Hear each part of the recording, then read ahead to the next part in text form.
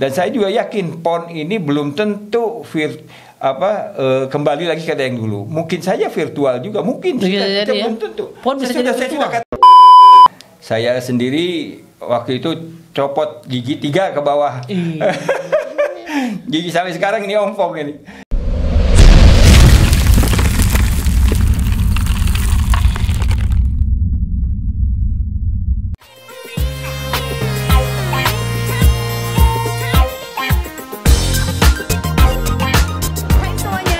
Nonton video kita tanding di OS TV.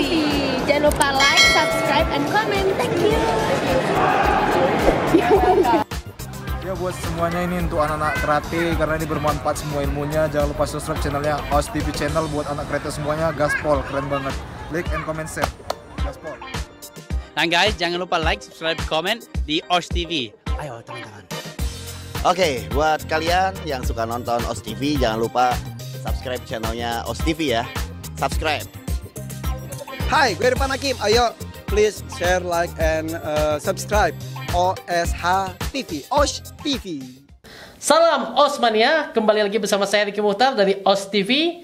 Saya mengundang siang saya sendiri dari Jawa Barat. Kebetulan beliau lagi ada di sini ya. Saya culik dulu di sini.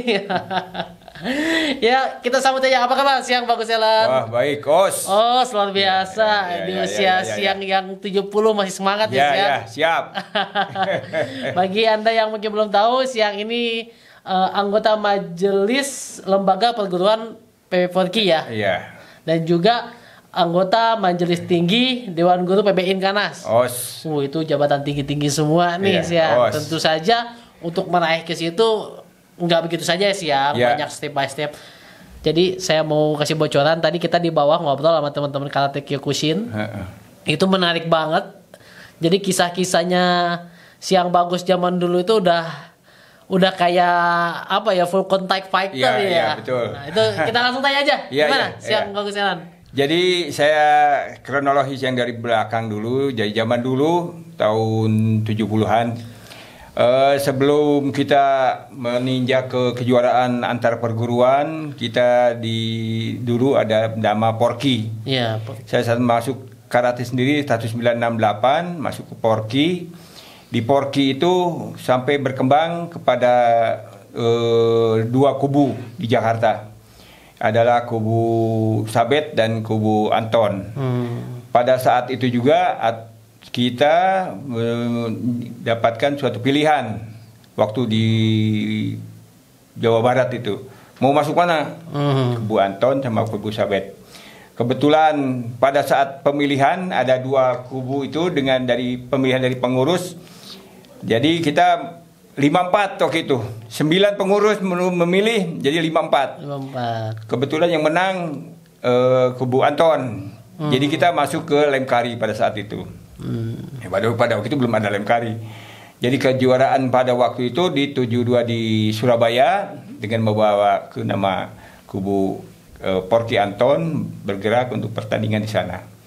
Dan di situ melalui jenjang latihan di sana bukan latihan-latihan lagi pada saat ini. Sekarang seperti kita latihan di sana, kita latihan seperti layaknya latihan antar perguruan di silat-silat begitu.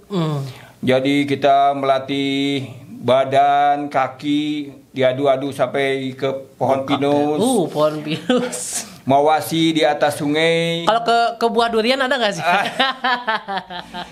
Itu terus sampai kepada kita digiling besi kaki itu. Oh ya, tulang kering digiling besi sama teman berhadapan. Zaman dulu ya. Maksudnya buat kuat itu.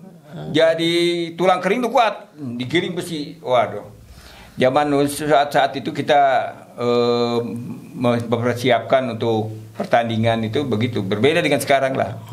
Saat-saat itu juga keras permainan sampai kepada hal-hal yang kita saling mencenderai itu biasa di sana dulu. Jadi luka-luka cedera luka-luka biasa. Yang lucunya kalau udah juara 1 di tingkat region Jawa Barat, kita membawa piala, tapi di sini pakai plester ke sini. Darah kemana-mana, di baju di tegi itu udah darah kiri kanan. Ada foto-fotonya. Itu kayak muka aja udah bopeng, jadi udah nggak kelihatan sebagai juara yang mulus dan sebagainya, pasti ada saja.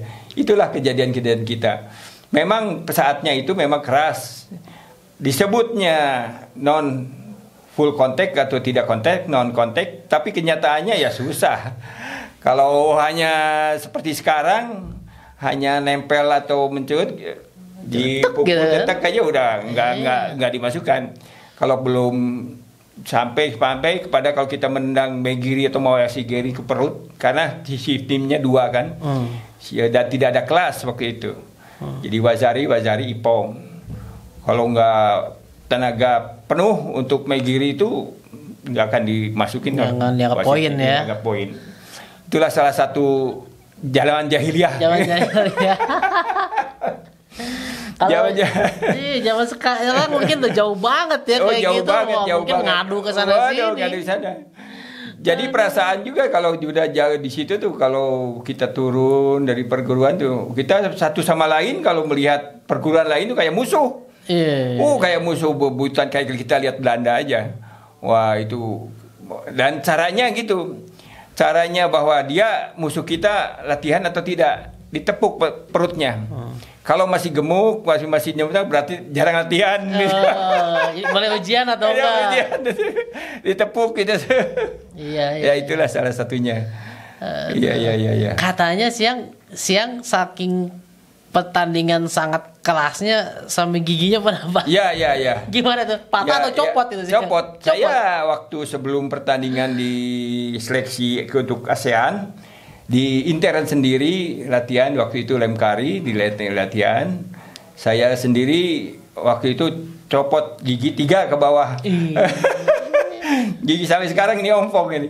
Gigi 3 ke bawah ya sama teman sendiri almarhum itu ada si Hangat Berpanerin. Tapi memang pada saat itu begitu.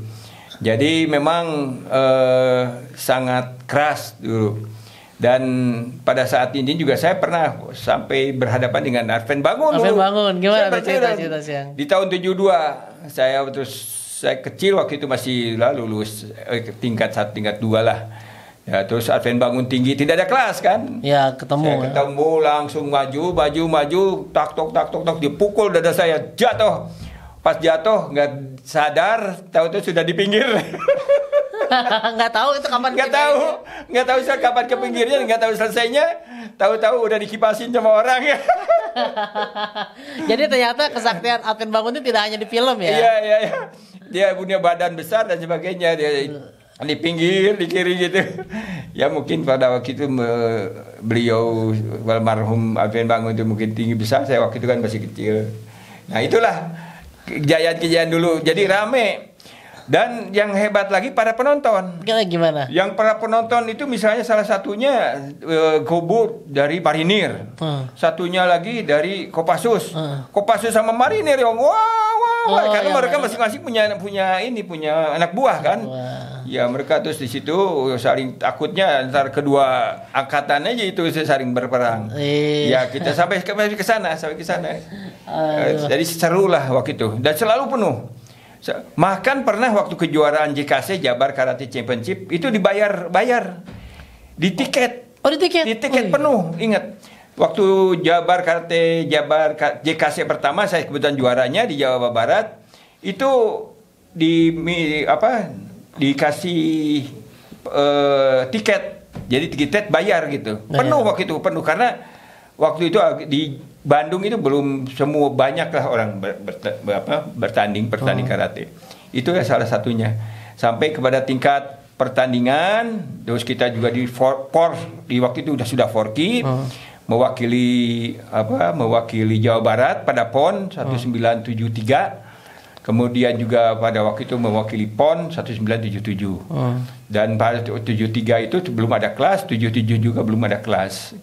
Ya, kebetulan kita tim Jawa Barat dapat perak, tim Jawa Barat waktu 77 dapat perunggu. Jadi pada saat itu memang zaman jahiliyah aja. Jadi sama semua kita membuat kita tuh punya gagasan yang sangat kalau melawan lawan itu kayak model kungfu gitu. kita harus keluarkan kiat-kiat begini dan sebagainya, sudah nggak narasi kepada hal-hal yang tekniknya ke arah yang sifatnya memang force gitu. Ya itulah berbeda dengan sekarang. Ya, sekarang lebih sport science itu semua dimasalahkan,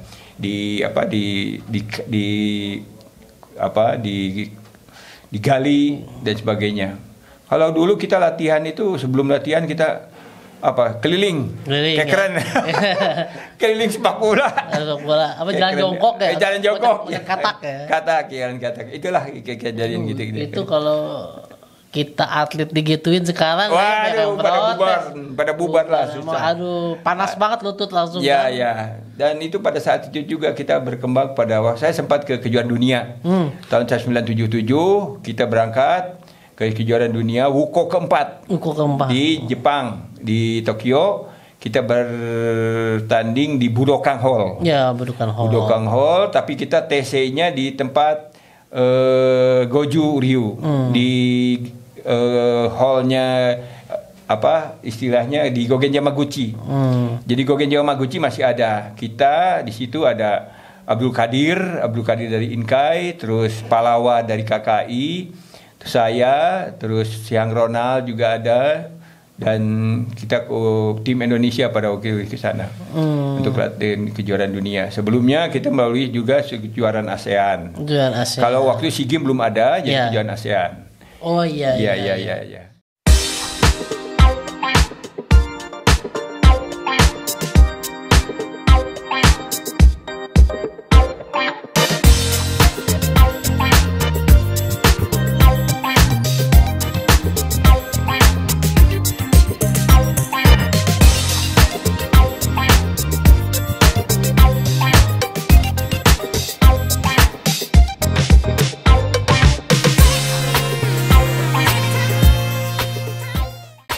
By the way, Siang, ini saya kalau ngundang sesepuh nih, ada Siang Tono, Siang Harit, pasti bahas mengenai Siang Ronald Patinasarani. Iya. Mungkin Siang boleh cerita dikit gak sih tentang beliau ini? Iya.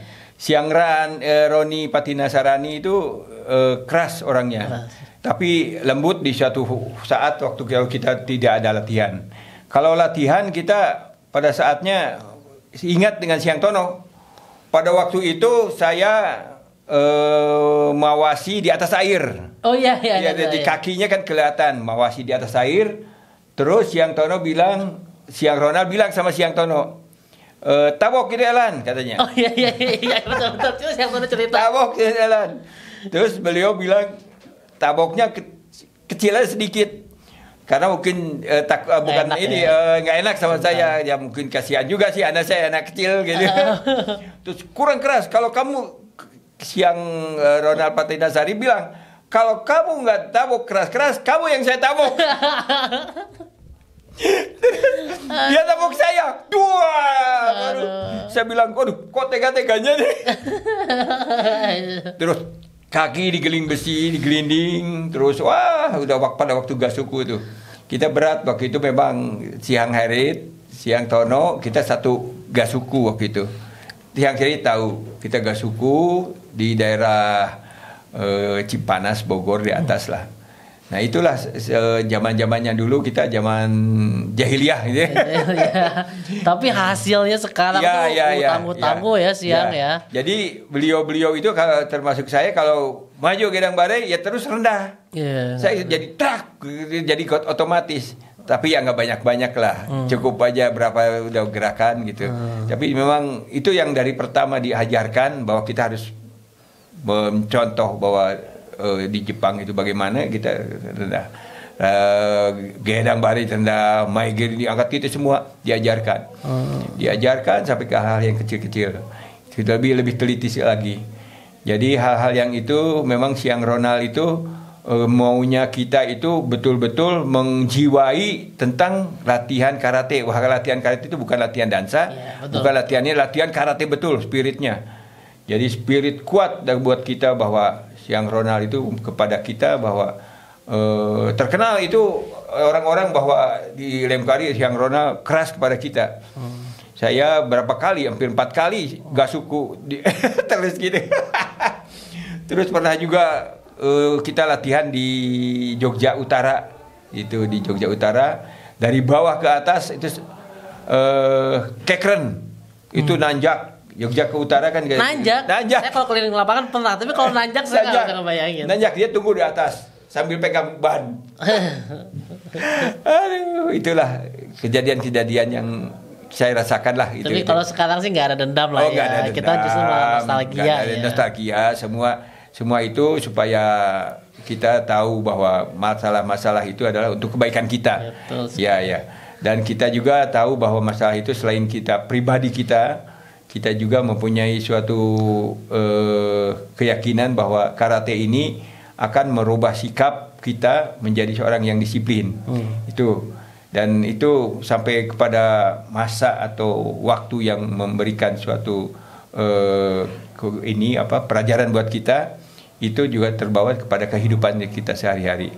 Alhamdulillah itu merupakan suatu keinginan kita bahwa kita itu tidak menyerah pada hal-hal yang kecil. Betul. Itu saja. Luar biasa memang. Itu karate itu tidak hanya sekedar olahraga, tidak hanya sekedar bela diri, tapi benar-benar membentuk karakter kita. Siap. Ya. Siang, kembali nih Siang. Jadi Siang ini sebagai majelis tinggi Dewan Guru PBN Kanas. Jadi Siang sangat tinggi levelnya dan menguji yang mau ujian dan khusus yang di atas dan 3 dan 4 dan 5 itu Siang ya. Nah, kalau Siang lihat sekarang perkembangan bagaimana sih Siang? Kan Siang tahu zaman dulu Siang. Ya. Jadi perkembangan sekarang yang kelihatan bahwa untuk tingkat ilmu atau sains sportnya itu lebih mengguli daripada dulu. Apa yang tidak boleh, apa yang boleh, itu yang diterima sekarang. Tapi hal-hal do-nya, jadi keinginan untuk kuat, untuk berlatih secara pribadi yang kuat, itu kurang. Dalam arti kata, jiwanya do-nya itu kurang. Tapi kalau latihannya mungkin banyak sekarang yang bagus. Sampai misalnya berapa jam latihan dan sebagainya. Sekarang tapi untuk do dan hierarki serta disiplin itu kurang. Berbeda dengan dulu. Kalau dulu kita ketemu sensei atau Siang di depan seberang sana teriak gitu. Iya. Sekarang betul. Di depan aja nggak ini kepada teriak, mungkin dulu masih kurang ya. Iya. Gitu. Kita sama siapa nih yang apalagi orang awam. Orang awam. Apa sih dia? Apa? Yang lucu saya dengan istri saya ya dulu pacaran. Ada polisi 4 orang, Edo CS. Ya, dari seberang sana di Alkateri waktu itu di Bandung. Saya jalan, gitu dia pakai pakaian polisi. Istri saya kaget. Ya waktu pacar saya kaget. Oh, kamu dihormat sama polisi ya? Itu sampai ke sana coba itulah salah satu ya mungkin sekarang berbeda ya, sudah maju modern dan semua sudah. Dan itu masih tersirat di pikiran saya bahwa semua hal-hal yang itu tidak bisa dilupakan. Semua itu kayak Siang Heri, Siang Tono itu pembawa sejarah kita pada waktu itu. Kita tahu bahwa latihan sampai merangkak-rangkak, merayap-rayap di rumput dan sebagainya, diinjak-injak di kepala udah itu. Tapi selain itu juga teknik kita juga diperbaiki sampai kepada hal-hal kalau kita latihan itu ngangkat kaki dan sebagainya, diputar Siang Apris memutar kaki dan sebagainya, itu salah satunya itulah. Kalau keikomi begini, kalau mawasi gini gitu, nah itu. Jadi semua itu diperbaiki lebih detail gitu. Ya. Emang luar biasa sih ya. Jadi hasil Siang zaman dulu itu mungkin ya di zaman-zaman sekarang mereka tapi kalau misalnya diterapkan di sekarang bubar. Bisa dituntut pelatihnya itu zaman sekarang. Aduh itulah. Siang juga sekarang kan anggota majelis lembaga perguruan itu kan yang ditugaskan yang mewakili perguruan di PB4G, betul ya Siang? Itu tugasnya apa aja sih dan gimana hasil pemantauan Siang setelah bertugas? Ya, jadi pemantauan saya itu memang yang utamanya adalah mengawasi wasit, perwasitan yang ada pada waktu pertandingan. Apakah ada kelemahan-kelemahan yang diperoleh oleh wasit atau kecurangan-kecurangan yang wasit? Selain itu juga ada hal-hal yang misalnya kurang pada peraturan, tidak sesuai dengan peraturan, misalnya kita harus tegas sedini mungkin dengan memberikan laporan kepada Dewan Wasit yang di depan, dan kita memberikan suatu apa yang dilihat, apa yang dipertontonkan, dan kita harus laporkan. Tentunya ini tugas berat juga karena seluruh pertandingan kita selalu membagi, ketua MLP itu membagi beberapa, kalau ada 5 matras atau 6 matras atau itu kita harus melihat. Sekali bertugas berapa orang MLP biasanya? 5 sampai 6. 5 sampai 6. Ya. Kemarin juga waktu prapon saya kebetulan dapat tugas di situ, di mana kita memperhatikan wasit dan kita diberi tugas untuk sejauh mana keadilan fairly wasit itu dalam mengawasi. Jadi kebanyakan ke perwasitan gitu. Oh, I see. Ya. Memang tugasnya penting ya, karena prestasi itu kan ada pengukurnya. Ya, pengukurnya karena olahraga tidak terukur ya wasit mau nggak mau. Ya, betul, kan. betul. Kalau wasit tidak diawasi, mungkin kan hilaf bisa jadi kan nanti. Oh, tugasnya berat dan mulia ini siang karena MLP itu kalau zaman dulu perwakilan dari masing-masing ketua dewan guru kalau dulunya. MLP itu majelis atau musyawarah sih? Musyawarah. Oh iya, maaf. Musyawarah lembaga aliran. Lembaga perguruan. Dulu MLA sebelum itu. Sebelum MLP itu MLA. Musyawarah lembaga aliran. Aliran itu diganti perguruan. Oke, mantap sekali. Siang ada dua patah kata nggak buat KTK muda yang mungkin menyaksikan di sini, karena lihat perjuangan Siang kan tough, sangat tough banget lah, beda mungkin dengan anak-anak zaman sekarang. Gimana Siang? Jadi pesan saya adalah semua masa lalu adalah masa depan. Tapi masa depan belum tentu bisa mengikuti masa lalu. Jadi masa lalu itu adalah masa depan. Masa lalu apa yang kita sampaikan bahwa kita adanya karate dan sebagainya merupakan masa depan untuk karate itu sendiri. Tapi masa depan yang akan datang belum tentu bisa mengikuti masa lalu. Gitu. Jadi kita harus tahu bahwa masa depan yang akan datang itu tidak akan seperti masa lalu lagi. Kita sudah berubah. Harus berubah ya. Harus berubah. Tidak bisa dengan perkembangan zaman. Saya juga ikhlas ya bahwa itu sesuatu pertandingan yang dinamik terus berubah. Kita tahu bahwa beberapa pon aja sudah berubah dari aturan dan sebagainya. Misalnya sekarang dulu mirror berhadapan, wasitnya dan sebagainya, terus sampai sekarang misalnya kata dengan adanya bukai, terus adanya pakai IT dan sebagainya, itu udah berubah. Virtual lagi dan sekarang. Dan saya juga yakin PON ini belum tentu kembali lagi ke yang dulu. Mungkin saja virtual juga, mungkin kita belum tentu. Saya sudah katakan kepada teman-teman, mungkin saja itu virtual. Coba aja lihat nanti. Apakah ini masih bisa terus atau tidak? Ya mudah-mudahan pandemi COVID ini makin lama makin menurun. Tergantung pada kita semua lah untuk disiplin itu.